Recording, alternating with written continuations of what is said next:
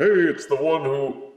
Wait, has this guy ever done anything? Hello, my baby! Hello, my honey! Hello, my ragtime gal! Suddenly you kissed my wire! Baby, my heart's on fire! Age of the Primes continues its slow drip of Aerialbot combiner figures with Deluxe Fireflight. I confess I had to use the interwebs to look up information on this guy. He's been part of the Aerialbot team since Generation 1, but for some reason, I can't say that I remember him. He's like the Aerialbot version of a Star Wars stormtrooper. The room could be full of them, but you can never remember any of them. Anywho, the wiki says he's a daydreamer who gets distracted easily. Who cares?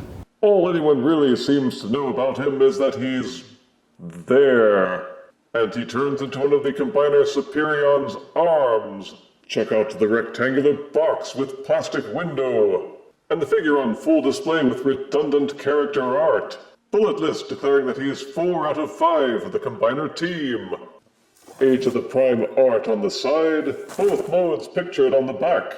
A peek at Superion on the other side. So let's get Fireflight out and see if we can remember anything about him.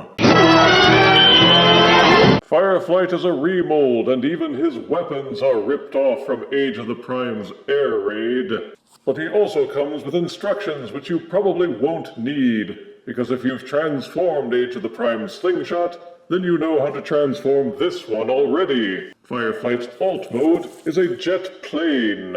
They very obviously took the Slingshot mold and retooled it. Put them side by side and you can see the differences. Fireflight's nose cone is longer and more narrow. The back wings are a different shape, and they're also placed lower down. The greebling on the lower back has been adjusted slightly, as well as the front portions of the undercarriage. The only other variances are in the colors and the paint apps, with Fireflight showing mainly red plastic up top, a silvery cockpit, and different pinstriping on the wings and the tail fin. The weapons plug in the exact same way, and he feels the same in hand as his companion piece. And the plane has a rectangular box aspect which doesn't exactly convey an image of aerodynamic perfection, but most Transformers figures can't fly anyway and won't even glide. So you do you, Fireflight. As for the robot mode, the faceplate is different. The chest plate has had some slight remolding. The main wings again are a slightly different shape. But the molding and sculpting are mostly identical to Slingshot, right down to the landing gear man bun on his noodle. That said, they seem to have been more generous with the paint apps.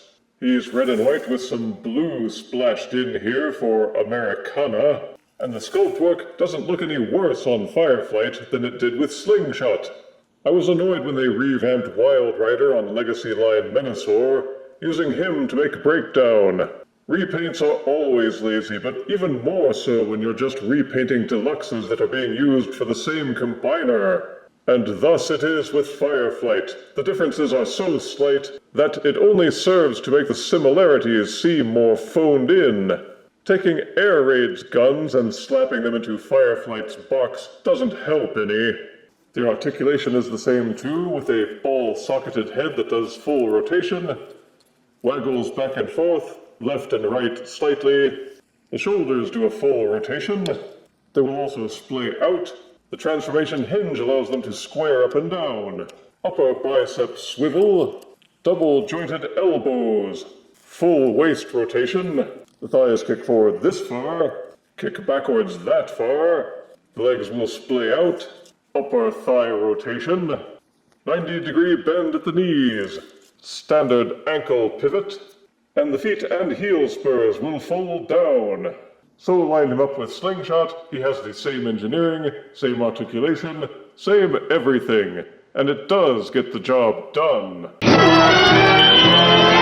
Standing slightly over 5 inches, sans nose cone, here is Age of the Prime's Deluxe Aerialbot Fireflight. Next to Siege Commander Jetfire, Kingdom Commander Rodimus Prime, and next to this camping survival tool, Ferro Rod.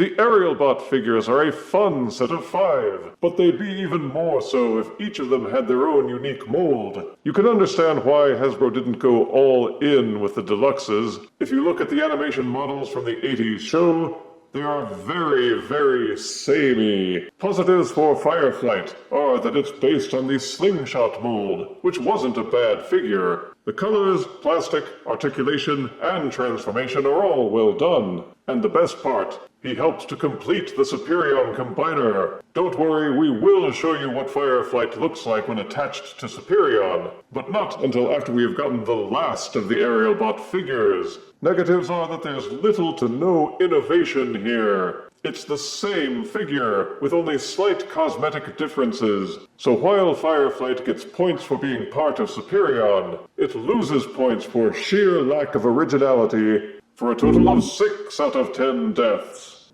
As looks go, he is rather plain. Get it? If you refuse me, honey, you lose me. Then you'll be left alone, oh baby. Tell them all and tell me I'm your own.